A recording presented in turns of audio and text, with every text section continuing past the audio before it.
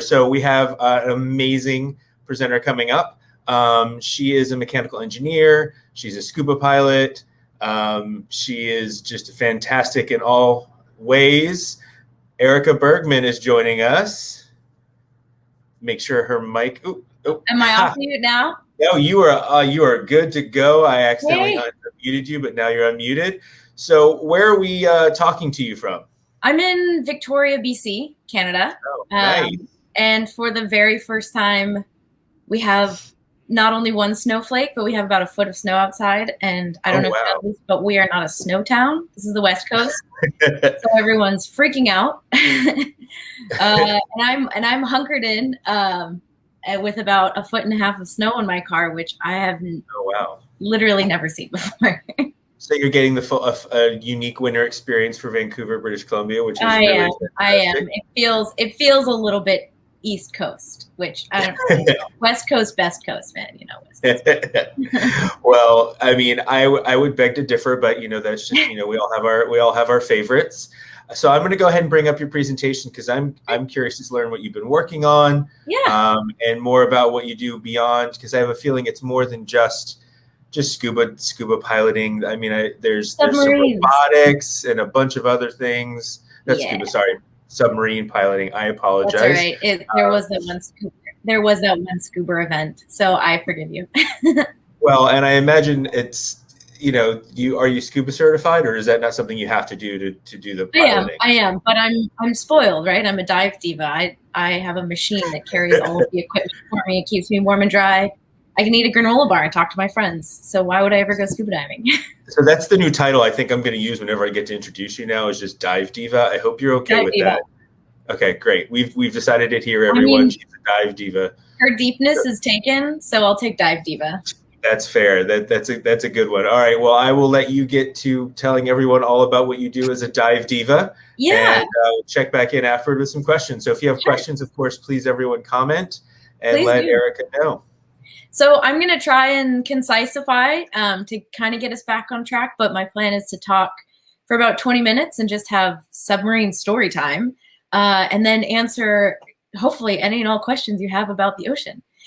So as promised, I've got fishes and sharks and crocs and some more. So let me just, oopsies, sneak preview. Let me just blow this up here. So as Wes mentioned, I am a submarine pilot, and I know that's a very odd job title. And most people, the first question they ask is, how did you get into that?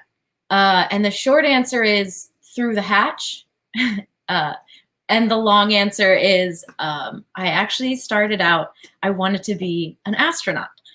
Who doesn't lay in the grass at night and look up at the stars and, wish that they could go up there? But as a young woman, kind of living in a very terrestrial existence, feeding cows, laying in the barnyard, looking up at the stars, dreaming of being an astronaut, I didn't really think that there were people who explored the deep ocean. I thought that explorers only climbed mountains and went to space. So that's where my head was. And then I learned some interesting facts about space exploration, which totally changed my mind. So the moon is mapped in such high definition that you could see if you could see if a dollar bill was on the ground, if it was a 1, a 5, a 10, or another denomination. That's how tightly we can see the moon. And on Mars, if you were looking at Google Maps, you could tell what was a house and what was a building and what was a swimming pool. That's about the resolution that we have Mars mapped. In the ocean, we only have mapped in these big swaths. So you could see the difference between a city block and a giant pond, but you can't see any tighter resolution than that for the whole ocean. I decided, well, gosh, sounds like they need some explorers. And so I worked my way into submarines. I mean, it's a very small industry. And the very first time that I saw one, it was in the basement of my building at the University of Washington. I was going downstairs as a good little scientist to get a bucket of dry ice. And there was this yellow submarine with these 2 huge clear windows and a ladder up to the top of it. And I just decided then and there that the heavens opened up and the angels started singing and the light shone down on the submarine, and I knew I was destined to be a submarine pilot. It's my dream job, and I never look back. And I've had some pretty extraordinary experiences down there. So I've had a chance to fly, we call it flying, a lot of different submarines. And the reason we call it flying is, unlike driving a car where all you have control of really is left, right, forward, and backwards, so 2 dimensions, a submarine's a lot more like a helicopter where you have this 3rd dimension of up and down and tilt and trim in a lot of different angles. So we call it flying or piloting submarines. And as much as I love piloting submarines, I love telling the stories of what they do. And so I like making films. Sorry, I've got my notes here. I like making films, and I like sharing the stories behind submarines as much as I like piloting them, because we can go as close as we want to what we see underwater. We can go check out tiny little things. Like this is he's called a blenny, and it's a fish. If you hold up your pinky fingernail and you look at your pinky fingernail, it's about the length of your fingernail. They're really, really tiny, and we just get in there with the submarine and we get our cameras, our macro cameras up close, and we take pictures of these little guys. But not everything in the ocean is little.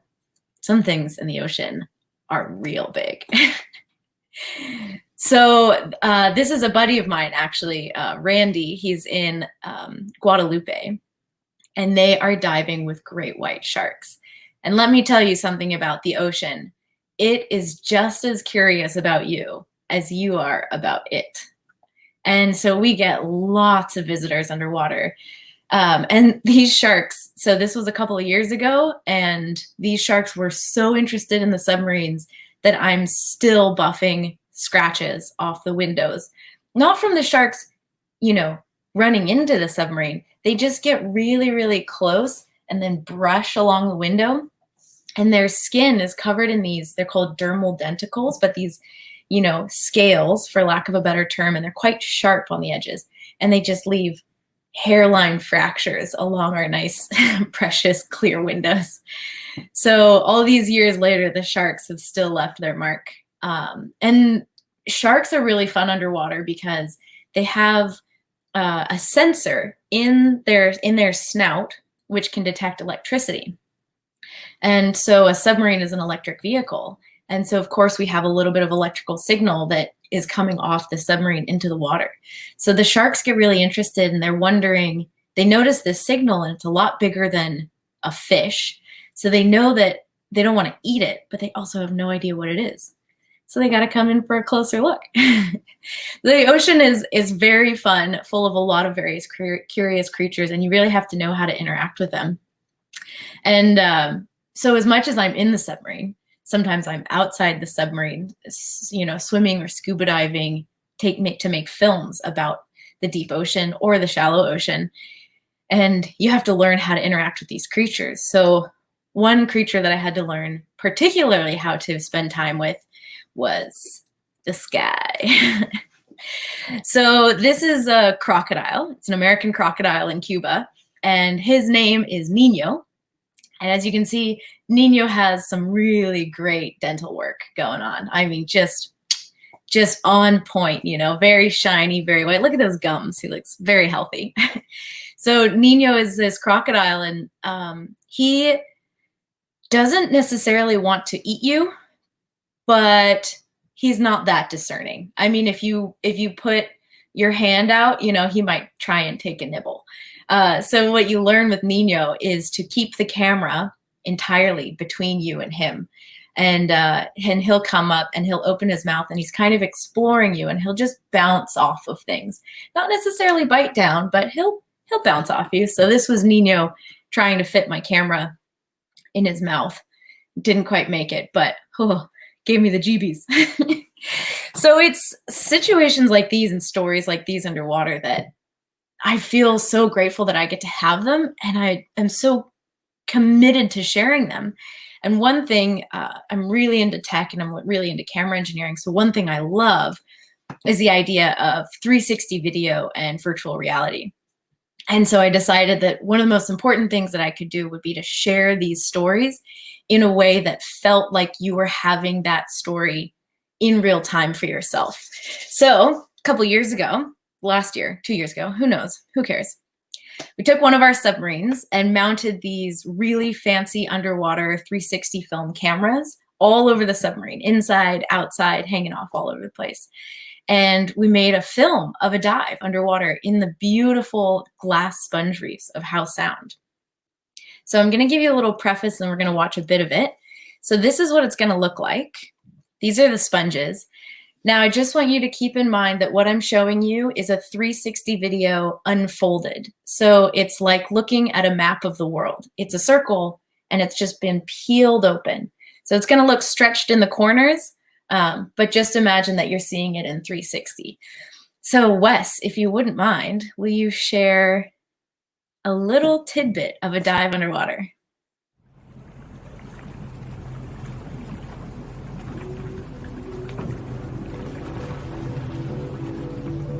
It's very galactic underwater. As soon as you leave the surface, everything gets really, really still and calm and quiet. And you sort of sink down to the bottom, hundreds of feet underwater. I think for a lot of people on their first dive, there's this sense of fear because it is deep and it's dark and we're not used to be surrounded by so much darkness. But then you turn the lights on and this whole world look at this, guys. Look up. opens up in front of you.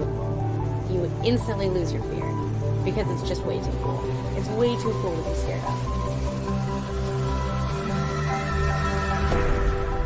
It's epic.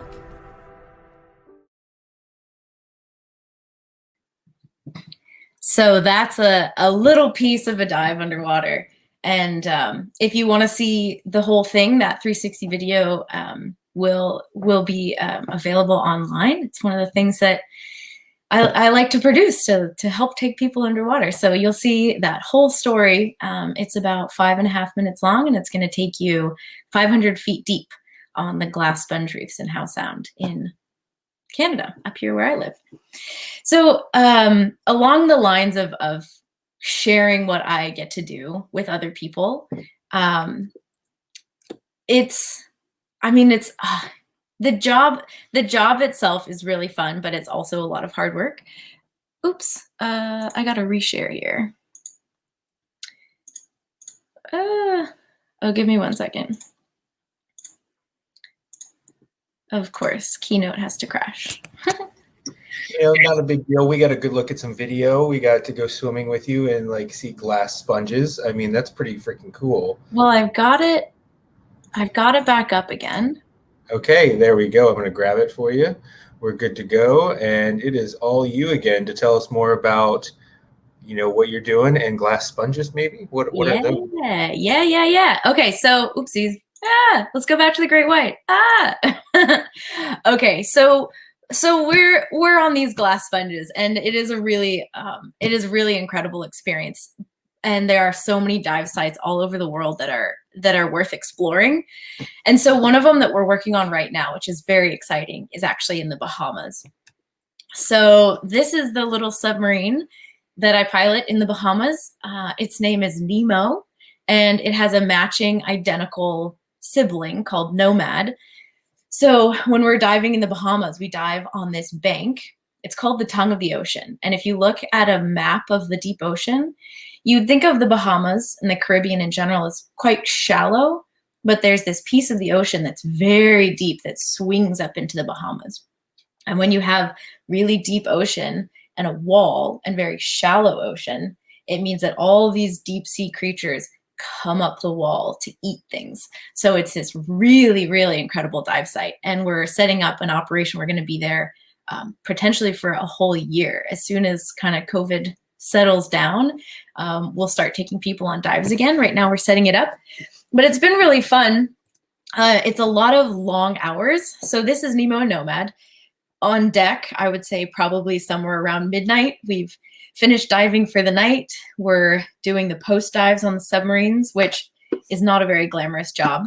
And then we're getting ready to pre-dive them again and put them back in the water in the morning. And I really love all of my coworkers. I've had the best experience being a submarine pilot. But one of the greatest things about this new project in the Bahamas is we needed a new pilot. And I got to pick my new trainee. And so for the first time ever, my co-pilot is another chick.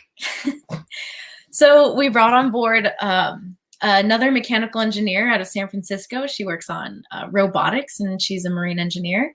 And she's been training as a submarine pilot. And I'm very, very excited to spend a year having another woman on board. It's, you know, it's not male dominated because women are pushed out. I think it's just because women don't think, hey, why don't I go work on a ship? Why don't I pilot something? Why don't I become a deep ocean engineer? And so it's been really fun to bring a whole network of people that I admire down underwater with me. And so you might think, oh, well, this must be really unattainable. How could I ever become a submarine pilot? Well, I'm going to show you something and you're going to see it and you're going to be like, oh yeah, I could definitely be a submarine pilot. So take a look at this. Do you recognize it? Yeah, it's a Playboy, what do you call it? PlayStation gamepad controller. It's just a Xbox controller. And there is a little bit more skill involved than just the PlayStation controller. But essentially, if you see that and you feel good about it, you could probably be a submarine pilot. So there's a whole group of young people that I want to bring into the world of ocean exploration, which is why I started this program I'm really excited about called Girls Underwater Robot Camp. And I teach girls how to build underwater robots at camp. So I'm teaching them everything that I can think of about becoming a submarine pilot. I'm teaching them basic engineering. We get really into the weeds about how propellers work and how manipulator arms work and what a hydraulic piston is. They learn some computer programming in Python. They learn welding and how to use laser cutters and 3D printers. And they build this underwater robot, which is actually capable of going 300 feet deep. So it's not a toy. It's a real scientific piece of equipment that they can build themselves. And then drive it around underwater. And look, there's that controller again. So you start with an ROV, a remotely operated vehicle. You move into submarines, no big deal. So that's, it's one of the most extraordinary experiences of my life is getting to share this and bringing people into the world that it's not outside your reach. And so one thing, the way that I like to leave this always is to show people a way that they can do what we do. And so one thing that I really like to push is this early career grant. The way that you become, an explorer, if you want to join National Geographic, they don't come find you. It's not a recruitment process. You apply. And so I really encourage people that are curious, that want to get involved, that want to become submarine pilots or explore mountains or explore rainforests, anything, to apply for grants. There's a bunch of them out there for explorers. And please feel free to reach out to me if you have any questions about being an explorer or a submarine pilot, and I would just absolutely love to talk about it. Well, thank you, Erika, for taking us on that dive with you. Really had a lot of fun seeing your world and getting to come with you. So what I learned from this is that basically every time my mom was like, stop playing video games, you're not going to learn anything, she was wrong. Yes. Okay, so I'm going to call mom. And everything in moderation. Well, of course, but like there's some skills I was learning. I could have been a submersible pilot minus the fact that I'm probably a little tall, maybe a little heavy. Hey, lead on legs, that's what we call it. Because if you don't have heavier people in the submarine, it just means you have to carry more bags of lead. So I'm as useful to you as a bag of lead. Noted. Got it. Again, this has been a great learning so much. I can play video games and I'm as useful as a bag of lead. So we have one question from Fallon Willis, and she asks, what's your favorite sea creature? Oh, that's such a good question. And I'm torn because there's my answer and there's somebody else's answer, which is way better. Okay. My answer is a lobster, which sounds boring, but a lobster can live virtually forever. Their cells regenerate every 7 years. What? And unless they get killed, they could like live forever. And before we ate a lot of lobsters, there's this thing called deep sea gigantism, which means exactly what it sounds like. Things that live a long time get huge. So lobsters used to be gigantic. Those ones have all just been eaten at this point. But anyway, I love lobsters. But if you ask Sylvia Earle, her deepness, mother of all submarine pilot, she will tell you that her favorite sea creature is a human being, which is a pretty great answer because we are 95% saltwater and we are definitely sea creatures. And see, I took that as like she loves seeing us in the water and diving and getting to know it. Having met Sylvia quite a few times, I feel like that's her message is get out there and like be in the water and get to know it. Yeah. So your options for that are lobster or human being. I mean, they can regenerate. We haven't figured that out yet. So seriously? I'm going to say that's pretty cool just to, you know, thinking about that.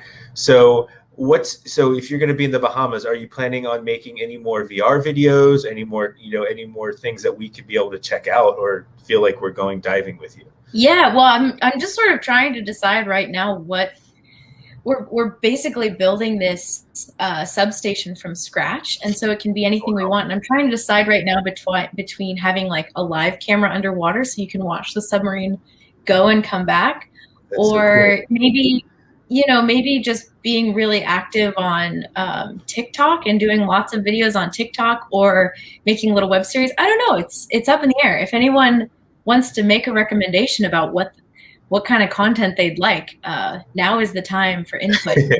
Yeah, if you got stuff in the comments, because I'm thinking underwater TikTok dance challenges in the submarine bubble. Who's going to be able to top that? I mean, I feel like that sub-step. See, this is what you it's all figured out. So this is what happens here at Women Blaze Trails. We, you got problems or questions, and we find solutions from some of the best that there is, the best scientists, best explorers, adventurers, and storytellers. And that I want to say thank you, Erika, for spending time with us today. I was thank you. Great to see you and chat a little bit. Yeah, and I hope you all felt like you got to go on a little dive.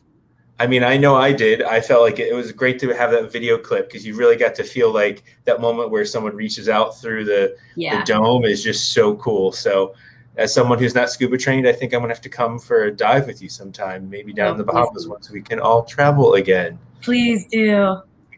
Well, until we see you again, thank you so much, and we'll talk. You too. Stay tuned for Gracie.